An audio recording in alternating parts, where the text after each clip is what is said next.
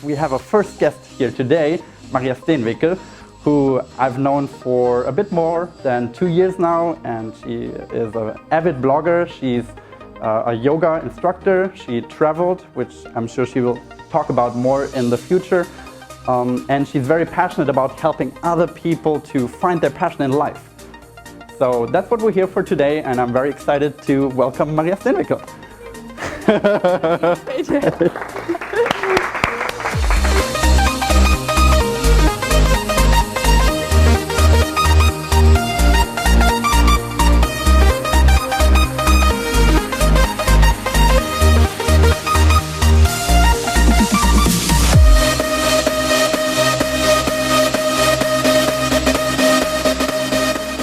Cool. I'm really excited to be here today and to talk about one of my favorite topics, because this has been one of the things that I've struggled with most in life. It's just really been about finding my passion, because I felt like for a long time I didn't know how to do it, or I just felt like I was probably the only one who didn't know my passions, and a lot of people were, and I was just like, okay, this is never going to happen for me. I'm never going to be this passionate person. So that's what I'm here to talk about. So first, I just wanted to introduce myself a little bit so you know who I am. So as Mort said, my name is Maria Stenvinkel, and I'm from Stockholm originally. And some of the things that I enjoy doing is doing yoga. So this is from India, in the Himalayas. I'm also very passionate about bachata. How many here know bachata dance? A few, okay. So it's this Latin dance from Dominican Republic. And I'm also really passionate about personal development. So this is really my drug in a way. I'm reading a lot about it, talking a lot about it, and I'm really just super excited to dig into that topic. So that was from a workshop that we had, me and a friend, called High Vibe Mornings. And this is my site, Fabulous Mondays. So it's really focused on how to find your path. So really just doing that from the inside out. And I'm writing blog posts on like Mind Body Green, Huffington Post, and I've been featured on Elle as well. And so I'm giving away a lot of just free content there. But I'm also having like online courses as well, where I talk about how to just really get into yourself and how to craft your own path from the inside. But this wasn't always how my life looked like. Just a couple of years ago, I was actually living in Paris, and I was working for PayPal, for this massive corporate company. And I was, just really having that dream job that I thought was my dream job. And I was responsible for partner marketing for over 150 countries. And I got to travel to places like Las Vegas, Milan, London, and in the beginning I just felt really like I was really enjoying myself. But then after a while I started to have this kind of nagging feeling inside of me, like I wasn't really doing the right thing, and I wasn't really at the right place. How many people can kind of relate to that? Yeah, so almost everyone. And yeah, that was just, this feeling just kind of intensified more and more for me. And I tried to numb it by, going to parties, by drinking alcohol, trying drugs, just everything, just to kind of numb that feeling. And eventually I just reached this kind of breaking point in life where one of my friends, she actually died. So we were the same age and we were working together, and one day she was just gone. And I couldn't really understand at the time that she just, her life was just gone from one day to another. And this was just really the tipping point for me. This was the moment where I knew I had all these, big questions and big thoughts that I was thinking about, but I was kind of too scared of looking at them. Like they were kind of in my head, but I was just too scared to actually put them in front of me. So when this happened, I started to just really ask myself these questions. Like, am I living life true to myself? Is this really what I want to do? Am I really on the right path? And, am I making the most out of life? The number one regret that we have when we die is that we're not living life true to ourselves. So that was kind of my fear, and I was kind of expecting the answers to not really be what I wanted them to be. But like they say, the truth will set you free. So that's kind of what I felt as well. Like there was a lot of things that I'd realized, but it was also very liberating because I kind of got to my truth that was true for myself. And so yeah, what I did when that happened, I started like opening up my mind. I'm sure you guys, you're here, so you are also, open in that sense to like different perspectives and opening up to new things. So before this, I was just really, following that recipe for success. I was checking off the good grades. I was, doing all these different kind of projects to get a good CV. I was working in finance while I was studying. Like I was just really doing everything to get like the best possible CV. And then I started questioning that as well. Like, was this really, why am I doing all of these things? Like, what's the reason behind it? So getting all like philosophical, which I had never done before. And then what I did was that I actually quit my job in Paris. And I told people that I was going to start a business. I actually had no idea what I wanted to do. It was just this big confusion. And I was like, okay, I need to, figure it out. But I just know as well that I won't really find it if I stay where I am. I need to start changing stuff. And it's not about like, quitting your job and going to a Caribbean beach, but it was more like the fact that, changing where I was and just getting new perspectives and new ideas. Welcome. So I went to New York. That was the only thing that I knew that I wanted to do. I was like, what I want to do in my life, and that was actually to go to New York.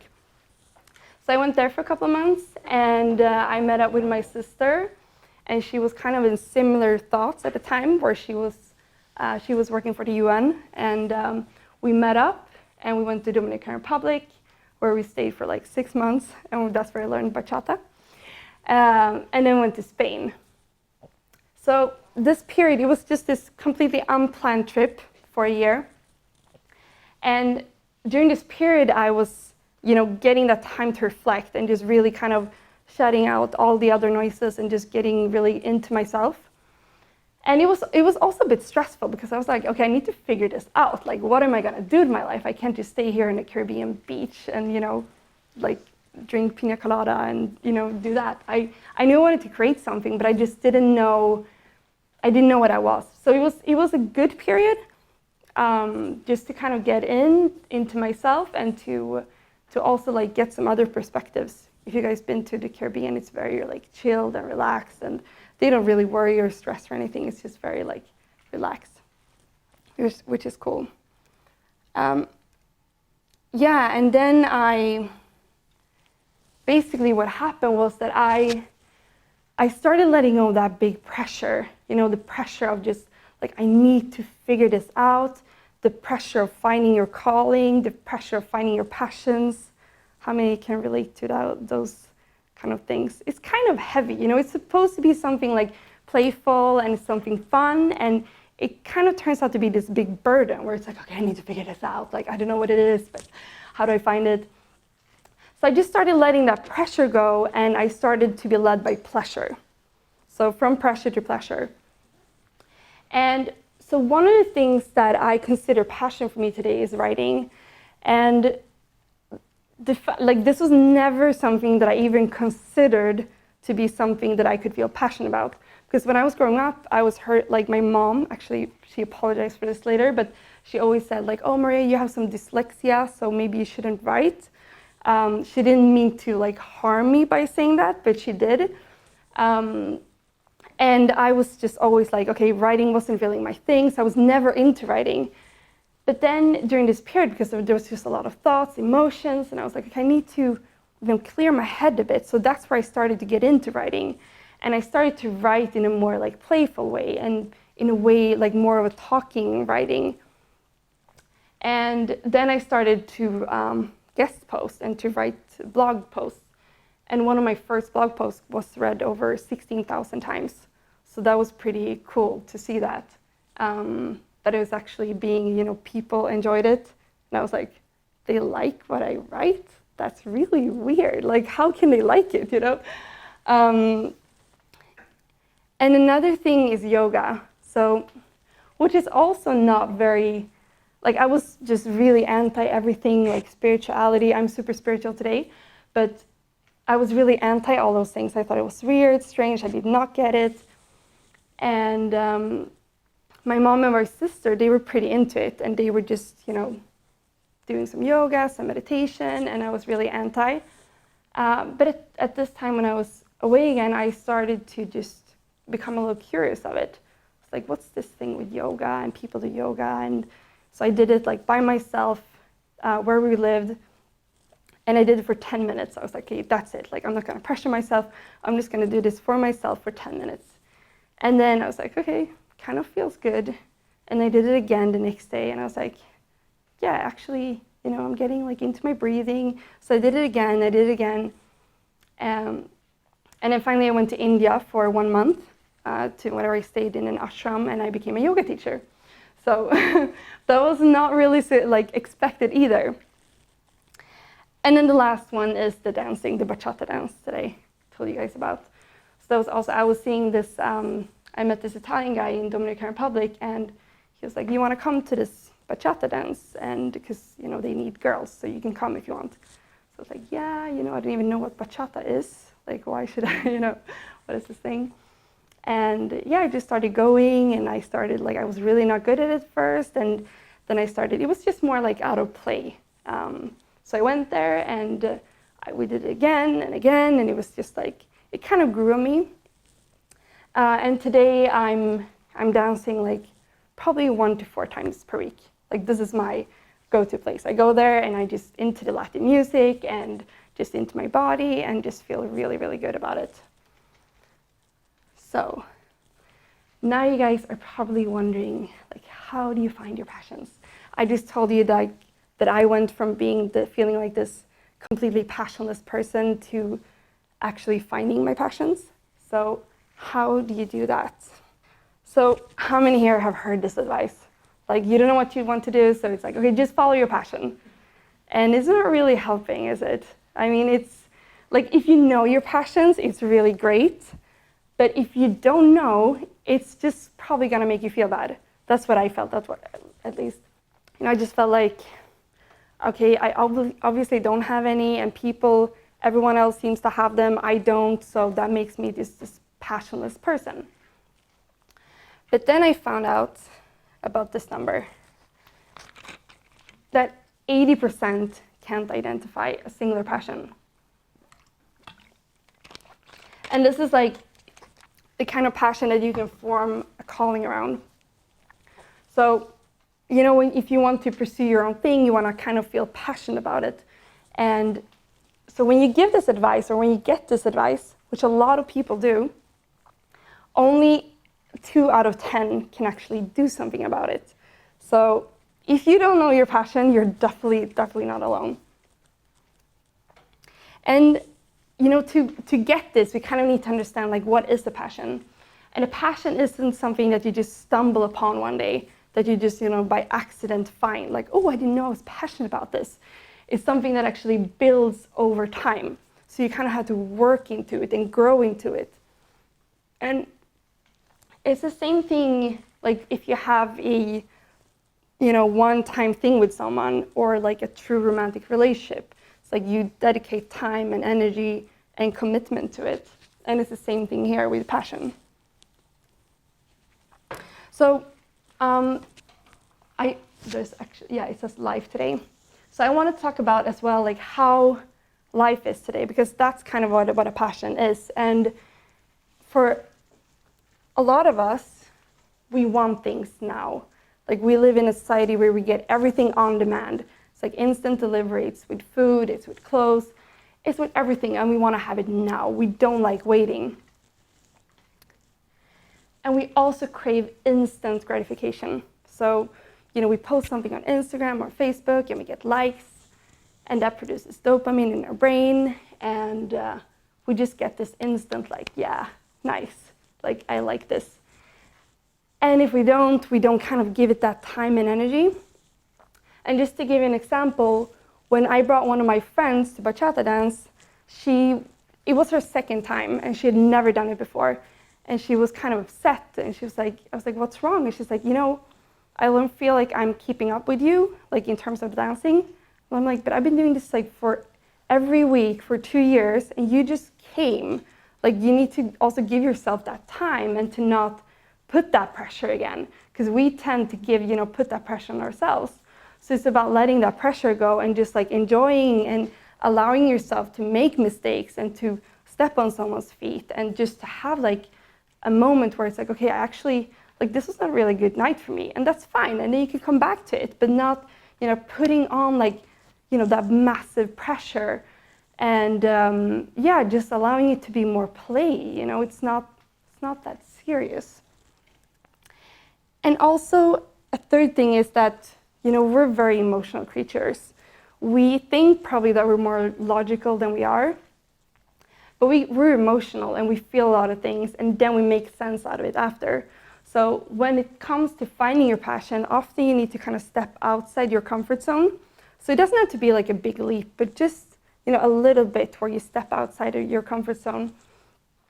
And then fear tend to kind of arise, and then we might rationalize that in terms of, maybe I don't have time for this, or, I'm gonna go home, it's been a long day, I don't feel like doing this, do I really have the time?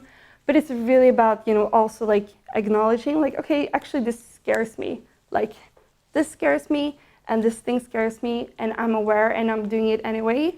Like talking in front of you guys, that scares me. And I'm here, and I'm talking, and so it's just like a little bit, and like being very like patient with yourself and compassionate. So yeah, the bottom line is that the life that we desire does not come by chance, it comes by choice. So it's about being like really active creators of our life. Often we just make more unconscious decisions, and we kind of just end up somewhere like, how did this happen? How did I end up here? So it's about being more conscious and just making like step by step, like what's happening now, like what's coming up for me, what's being brought up, seeing that and seeing it for what it is. So what's the big secret to finding your passion? And the secret is this: curiosity. And curiosity is way more easier to reach than passion. Passion it can be like big, and it's great to be in it, but it can also be like hard to reach. Like if you're looking for a passion and you don't know where to look, it's not always available to you, but your curiosity is always available to you. There's always something that you can be just, slightly curious of. It can be maybe a YouTube video, talking about something, a specific topic, or joining a class, or just being here. I mean, curiosity brought you here in one way or another. And it doesn't demand anything from you. Passion can be very demanding. It's like, okay, you quit your job, you go to that country, you save those kids, and it's just like there's a lot of pressure in it. And curiosity is just there to play. That's all it wants. It just wants to play with you. And yeah, it doesn't put that big pressure as well. And the cool thing with curiosity is that it actually leads you to your passion. So everything I explained before about, me going to bachata dance in Dominican Republic, or writing a little bit, or doing that 10-minute yoga, those were just like, those little steps can be seen as, what's the importance with that? And does that really matter of showing up to that thing, or doing that 10-minute yoga practice? You're supposed to do 90 minutes or whatever. But it's like those steps matters a lot. And just allowing that curiosity to actually guide the way. And yeah, exactly, that's what I did with all these 3 things. And Elizabeth Gilbert, she wrote this book called Eat, Pray, Love. And she did a really good talk actually on passion. And she says that passion is a tower of flame, but curiosity is a tiny tap on the shoulder, a little whisper in the ear that says, hey, that's kind of interesting.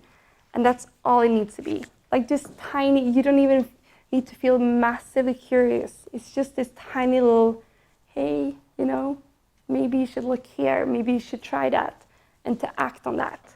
And to see, like, maybe that, you go there and it's like, you know, this is not for me. Or like maybe you go and it's like, I might be curious to go again. That's all. Like I don't feel a massive desire to go there again. It's just this tiny, tiny little curiosity.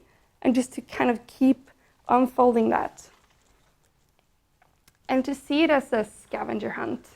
As, you know, there's like one thing that you might be curious of, and you investigate that, and then there might be something else showing up, and you investigate that, and that might lead to something else, or it might not. But just not going directly for the treasure, but just going like step by step and allowing it to unfold, basically. So yeah, stop looking for your passions and instead follow your curiosity. That's kind of the summary of this. That's real for me.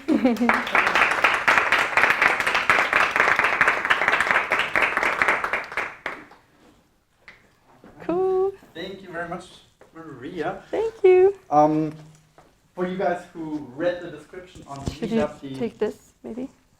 Oh yeah, Or- we can just pass it back and forth. The idea is that, of course, Maria. Oh yeah, thanks. That Maria, of course, shared a lot with us already, but I'm sure you guys still have questions, and I certainly do. So we're gonna have a little Q&A session following up now. So Maria, you said that you had this like pitch perfect CV, and you were doing everything that is supposed to be right when you're in your 20s. You get your right education, you did all the internships, you started working in Paris, which you thought was your dream come true, and then you changed all that. How did your environment react to that? Your parents, your friends, did they accept it right away? No. And especially, I think not my dad. That was probably the hardest. Like he's very careful in terms of like, don't take any risks. And he was like, okay, so he was like, we were talking and he was like, okay, so there's two things. Like either you're depressed and then you should come home. And I was like, I'm not depressed. Or he's like, or you're on drugs. Like those are my only two things that that's going on with you right now. So I think it was a lot of, like, I was not really keeping up maybe myself, what it was. It was a kind of extreme thing to do. But yeah, I think they were also struggling with like, what are you doing? Because I think when you're making those big changes, you're poking other people's beliefs as well. Like, what are you doing? And it's not just, like, they're reacting in response to how they're viewing the world. Yeah. So if you're just changing and leaving everything, it's like you're gonna poke stuff in people, and just being aware, like, okay, I'm poking stuff. That's not necessarily about me, it's about them, but just being aware, because it took a long time for me to figure that out. Like, what they're saying it's not about me, it's about them. Did you feel like you made a change not only in your life, but also in theirs by following your passion? Did you see some changes in how they organize their life and structure it? Yeah, I think especially with my friends, I have a lot of friends that are actually like following their heart, doing their own passion projects. And I think that's been kind of a spillover effect where, I already had some friends doing that, but I think when you do that and you talk about it, you also like poke that in people.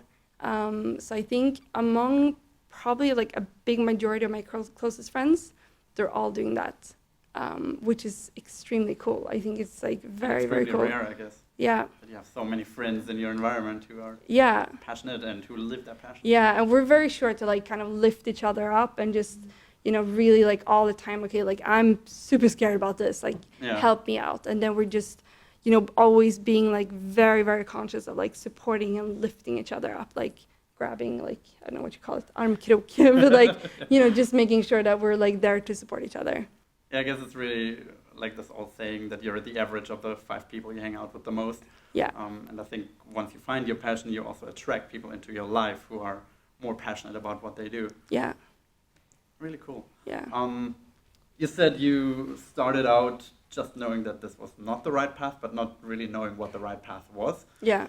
And then you went travel with your sister. Yeah. But were there specific resources that you maybe also used to dig deeper into what your passions are? Are there anything you could also recommend to others? I mean, at the time I read a lot. At the time I did not know what I was doing. Like I didn't know that all these like little seemingly insignificant things were actually leading somewhere. But I think what I was doing at the time was more reading like Eckhart Tolle. I don't know if you guys have, yeah, thank you for, I mean, just to get like an observation of like, hey, I'm not my thoughts, like getting that space. So I think that was like a good process, but it wasn't really, it was more about like understanding myself, I think in that sense. But there's a lot of great resources like Byron Katie. I don't know if you guys know Byron Katie. The work is really amazing in terms of like how to shift your thoughts. So you do a process like on your thoughts to see that your thoughts are not probably what you think they are. So she has like a free, you can Google Byron Katie. It's a really, really cool resource where you get also like insights on your thoughts, like why am I thinking like this? And you can kind of change them a bit.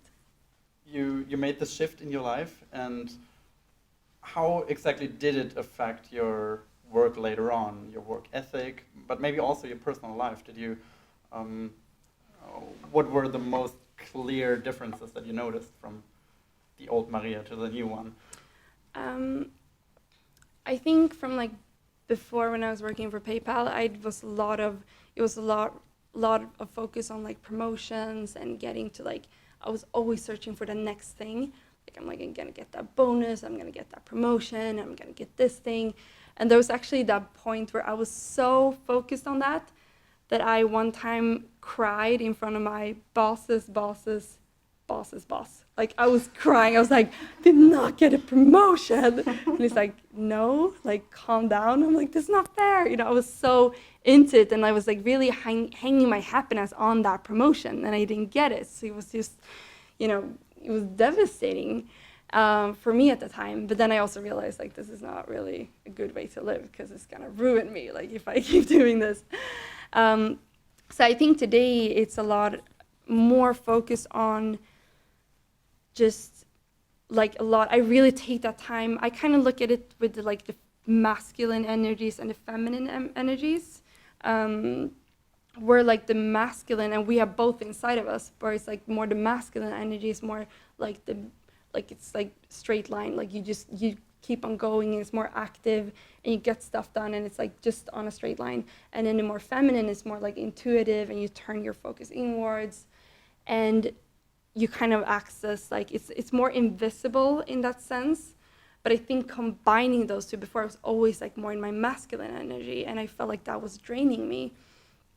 And now I'm very like I know that I feel very good from balancing that out with the more feminine energies. So really just taking the time to like meditate daily, and to do that maybe during the day, like if there's a lot of thoughts going on.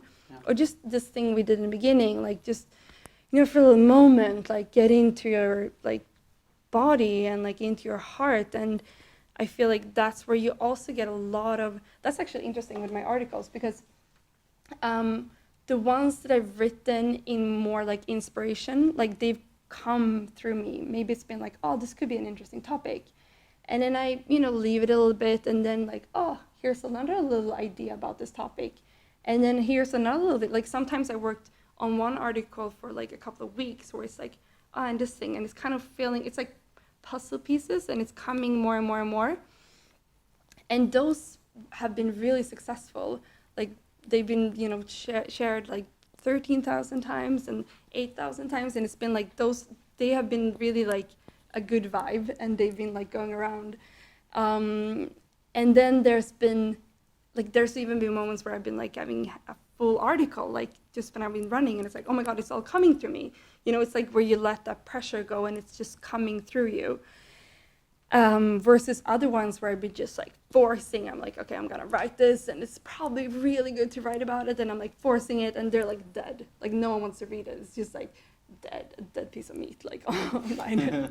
So I think like adding that lightfulness into like all the time, just like getting that, like I just think about it like balancing masculine energies with like feminine ones. I know you're coaching people in finding their passion. And I guess most people come to you because they're one way or another not satisfied with their professional situation. And they go to the job every day for 8 hours or longer, and they don't really care about what they're doing there. They don't feel like it's in alignment what they want to do, but maybe they also don't know what they want to do. Yeah. What would you tell people who want to go find their passion, but at the same time they have to have a job? They're not 24. They cannot go travel the world. They maybe have a mortgage to pay. They have 2 children at home who need food. Yeah. How would they approach eventually working in a job that they're passionate about? Yeah, that's a very good question, because I think this is not really realistic, like with my story. And I'm not saying that to like this is a really awesome way to do it, because it's not.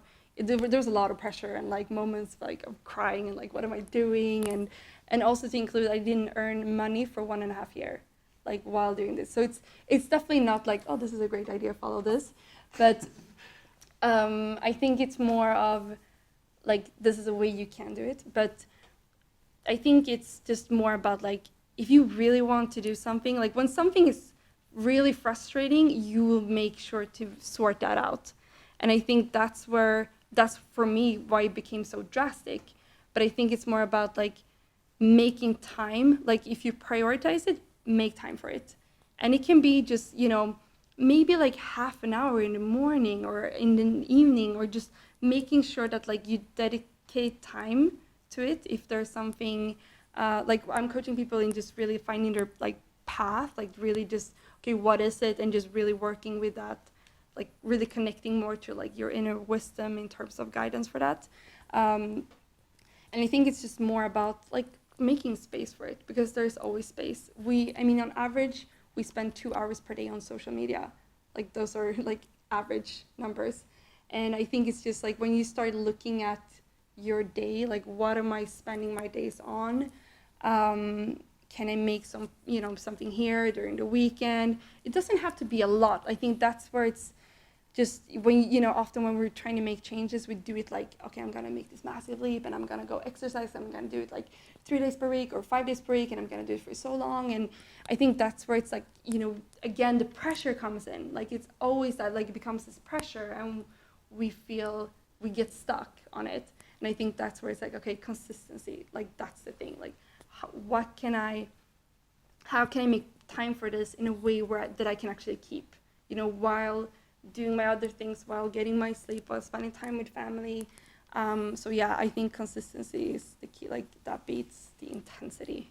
Yeah, consistency. I think it's so simple in a way, especially if you don't force yourself to do it 90 minutes of yoga, as you said, but just 10 minutes. But at the same time, it's so hard to be consistent in something. Yeah. Even if you're passionate about it. Yeah. It's just so much coming in between you and your passions, and you just have to make the time, I guess. Yeah, and I think it's making time, but everything is a balance, because it's like you need to make time, but at the same time being very compassionate with yourself if you can't do it. But it's more about like, so I think it's all about like, there's no like black or white. It's more about, okay, but how can I make that work? And it's like, okay, today I'm really exhausted. Like today it's better for me to just take it easy. And then that's what you should do, and just feel compassionate about yourself for doing that. So I think it's always about like that balance, and not like, okay, I'm going to consistency and then I need to stick to it. But it's like, yeah, pressure again. Like, so it's just like keeping that balance. Right. I know there's a lot of people out there, and I certainly was like that as well, for periods of my time where you feel like you're not really satisfied with your job, so you make up for it by following your passions in your free time. And you feel like, okay, I need to have this job which pays the bills, but at the same time I can follow my passions in my private life. Do you feel like that is an adequate solution to split your life in half like that? Or do you feel like you always have to be passionate in everything you do? No, I think it's more like, it's like an answer that we all need to come figure out a solution to ourselves. Like what's realistic, maybe it's like, oh, maybe you have kids, maybe you have a family. So maybe it's not, you can't, like there are moments where you shouldn't maybe change everything in your life. So I think it's more about like, there's not one solution, but just seeing like what works for me right now. Like, maybe it is to have, you know, like I'm doing my job, I know how to do that, and I have other friends that are doing that as well. And I think, you know, sometimes that's the best solution. And then you have things that you are, you know, interested in or curious about or passionate about on the side. And then maybe if you feel like, actually, I want to turn this maybe into like a business, or I want to get more involved, or maybe I want to try to find a job in that area or something that can help me evolve in it, then that's, you know, like fine. But just find, that's where I believe, I think, and as well with everything that I said as well, I think it's more about like filtering everything through you. Like there's no truth in this. Like this is my truth and this has worked for me. So I think it's just important to like filter that through you. Like what is it, you know, maybe there are things that doesn't make sense for you and that's fine. And maybe there are things that you can, you know, take and really reflect to your life. But I think that's the key thing, like just really like, okay, what does that tell me? Like, is this true for me? Like just really like you're the filter before it gets in and I'll start changing stuff. I think it's also really important to realize that we hopefully have a lot of time in our life to go deeper and deeper into our passions and figure out things about ourselves. We don't have to fix everything before we're 30 or 40 or whatever. Pressure. Exactly, the pressure comes in again. Yeah. And then you completely get lost. So I think it's a very good point that you can change one area of life at a time, and maybe once you focus on your family and everything else just sort of revolves around that, but then once the kids are a bit older, maybe you figure out, okay, I want to make this change professionally, and then you can pay more focus on that area, right? Yeah, definitely. Building up on that, I know a lot of people who are very passionate at the very beginning, and then they quickly burn out because you run into roadblocks, and it's the same professionally and with just hobbies that you pick up. You run into obstacles, you just figure out that it's actually not that easy if you keep going, because at the beginning you get the rush from learning something new and you advance quickly. What would you tell these people how they can maintain their passion, not just for the first 3 months or 6 months, but for an extended period of time? Yeah. So I think it's always, like, I'm really in it for, like, the small steps, not taking, like, now with Fabulous Mondays, I have this challenge for 5 days, and it's just really, like, breaking down the steps. Like, that's what it's all about. Like, okay, not making that massive step forward, because it's just going to be, it might feel good in a moment, and it might excite us, but it's probably going to stop us. Like, there's going to be this moment where it's like, okay, oh my God, like, I don't need to take this step, and it's going to be so hard. And there's, like, all these fears coming up, because there's going to be fears coming up. And I'm sure you experience that too. I'm experiencing it a lot. And I think, you know, that's also that's shining the light on us, on areas that where we need to grow and what we need to, like, that's why we, you know, we can put the light on that fear and see, like, okay, how can I grow in this? Like, what can I learn from this? And how can I take, sometimes it's just like, not even baby steps, sometimes like crawling forward, but just making like those minor steps forward. And I think those are not to be like, you can't undervalue them, because they can make such a massive difference. And I think like when those, and there again, it comes in with the consistency. Like if you do that, like one little step per day, just like 1% per day, that's gonna add up like a lot in a year. So I think just like not making, like those big, like overcommitting. And again, like if there are periods where it's like, okay, I don't feel like doing this for a little while, like take a break, do something else, and not forcing it. Just like really, again, it's like the pressure, the forcing, like that's, I don't think that's taking you somewhere good. Like it's like, okay, I need to like maybe just relax a little bit here now, and then you might pick up on it again, but just not like forcing stuff. I guess a lot of the pressure also comes from being focused on a certain goal and feeling like you need to achieve this and that, instead of focusing just on the process and loving the process, and then actually all the stress is gone because you just love what you do and you don't care about the outcome. Yeah. And you can have a vision. I think like that's where it's like, okay, you know, if you see a vision, that can be really exciting. But I think it's like, okay, what can I do about that today? Like if it's about making that if it's too big of a step. And I've often found myself in that position where I'm like, okay, I have this vision, it feels very cool, and maybe I meditated on it and I see like, oh, this can be so cool. And then I think about like, what can I take a little step that I can do today? And often that step feels like really big, like it becomes this big step. And I think that's where it's like, oh, and then you sit there and it's like, oh, no, I can't do that. Like, that's too much. And I think just like breaking stuff down like all the time to the point where it's like, where it feels fun and exciting and like, I can actually do this. Like, I can pull this through, you know? And then another step will come, and then you grow with the process.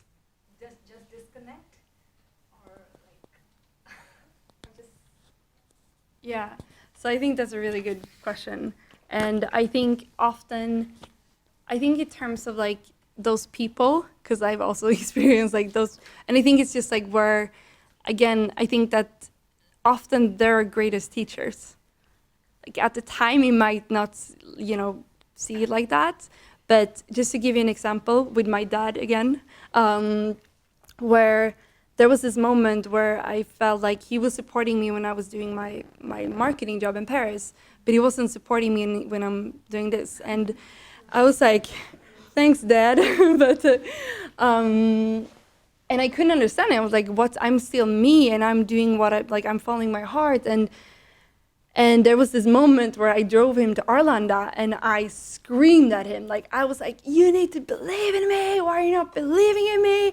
And he was like left crying. And I'm like, oh my God, like, what did I do? Like, I was just so frustrated. Like, why is he not supporting me? Like, he's my dad. He should support me. And then as I drove away, I kind of started to ask myself, like, why am I screaming at him? And then I realized, like, I want him to believe in me when I'm not believing me. And, we're asking from other people what we feel like we're not having within ourselves. So I felt like that was the learning for me. I was like, okay, that's what he's teaching me. Like, he's teaching me to just really, like, if I'm going to do this, I need to believe in myself. And if I don't, I need to figure out a way to do that. And to just learn, keep coming back and reinforcing that within myself. So I think those people come in, not in a way to like, the bigger purpose is for them to just help you grow and to change that perspective. And I think when you come to terms with that it's not about, they're there to actually help you. And this is what I firmly believe with everyone it's kind of like a ground belief that I have, that, people are there to just help you in different ways, even if it doesn't come out in the best way. And I think with that perspective, you can actually spend time with them, because you see like, okay, he's being like that again, and what does that tell me? Oh yeah, thank you. So it's like you don't need to push them away in that sense. Is there anything you regret? That's a good question.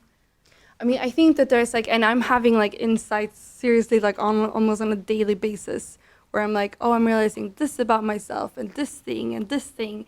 And it's like there's all these realizations. And I think the biggest one is more that it's all about, like, we're all connected. Like, I really, at the core, we're all connected. And like, I'm here having my experience and you're having your experience. And I think it's just this, like, it's a growth process, and everything that happens, like, it's all happening so that I'm always the creator. Like, I'm always in charge. Like, there's all these things going on, but I'm always like, at the end, I'm the creator, like, of my life and of my experiences. And I think that's been, for me, the biggest realization. And just as well, like, with, how am I talking to myself? How am I choosing to see this thing? Because often when we change perspectives, things will look different to us. Like the example with my dad, for example. First I was furious, and then I was like, actually, thank you. Like, I needed that. I really needed that. So I think it's just like, it's all coming back. Everything that's happening around us is like, okay, I can learn and grow from that, and it's there for my benefit. That's where I'm always like, okay, even something shitty, it's like, okay, there's something in there for me to like learn and grow from. And in terms of regrets, not really. I think like in the end, again, like, it's all about perspectives. So I think you learn from everything, and either you can see things as like failures, or you can see them as something where you grow from. For example, this summer I was planning to do like a yoga retreat in the south of France, because also I'm a yoga teacher, so I was like, okay, personal development and yoga, that could be a nice match. And then it didn't happen, because somehow, like, we had all these people that were interested, but there were always like things happening and they couldn't come, and there were like different vacations, and so it never happened. Like, we couldn't fill up for the retreat. So you can either see that as like a failure, or it was like there was a lot of learnings in that for me, like a lot. So I lost some money and it didn't happen, and I had to tell people like, no, actually it didn't happen. But I chose then to like consciously and actively see this, like, it didn't happen, it was a shame, but it was also like I'm picking up all the learnings from that. So the next time I will do it, like, I will be more wiser in that experience. I mean, for some people it's so easy, for some other not. So why? Why is some easier for others? That's like a massive question. Well, I think, like, we're all here, like, we're all having our own experiences, like, we come from, like, we're all here basically from different countries, which is like, we're all from all over the world, which is really cool. And so we're different places, we have different parents, we have different, like, we grow up, even though we have the same mom, like, you have siblings, we don't have the same experience. We have different experiences. I think we're all, like, you cannot compare yourself to another. And as well, like, we're on different journeys. Like, we're, interested in different things. We want to grow in different ways. Some people are just happy and content. Like, I have another friend, she's working at her job in a supermarket. She has her 3 kids, and that's what she's doing. And she's completely satisfied in that. And she has no kind of desire for personal development, or she's just, like, happy to focus on the kids and her work and her husband and her friends. And, like, that's her situation and where she is. And if that works for her, that's awesome. Like, I maybe wouldn't want to trade places, but it's like we all are on our different journeys. And I think just, like, respecting, and I think that's what we need to do in, like, everything with religions, like, with, everything. Like, we just need to respect one another. Like, that's where you are. You're feeling good. That's awesome. Like, that's great. I am where I am. And I think also, like, if you've, maybe struggled with, like, finding those things that you really like, I think, like, that's not a bad thing. Like, there will come a lot of insights, a lot of growth from that. So I think, like, those things as well are really blessings in disguise. So I don't think, like, seeing that as a comparison where it's like, oh, that was so easy for her, or this guy, or they just knew directly. For me, I had to struggle. But I feel like that's where it's like, again, like, it's a perspective. But it's like, oh, yeah, but I'm learning, like, massively from this, and I'm getting to know myself, and we don't know what's going to happen in a few years. We don't know what's going to happen to them or how they're really feeling. Like, we can never, just like with my friend in Paris that I told you about, I had no idea that it was on that level. Like, I could never have imagined. She was telling me a few things, but I never knew that it was on that level. So we never know what someone else is actually experiencing. And I think that as well, like, it looks like we live in a filter society where it's like we post pictures and we put filters, and it's all about, like, yeah, things are really awesome. But I feel like that also creates a desire to really connect on a more authentic and vulnerable level. Because I feel like that's where it can get very shallow. And I think that's where it's like, okay, but I mean, like, everything that I'm going through, you guys have gone through in one way or another, or with different stories. Like, we're all there in this together. And I think that's where it's like, yeah, we all have our own experiences. But in the end, like, we're feeling pretty much the same thing. We just have, like, different stories. And maybe we felt it to, like, more or less degree out of different things. Cool. Well, thank you guys for taking the time to listen. I really appreciate it. Thank you, Maria, once again for coming. Thank you.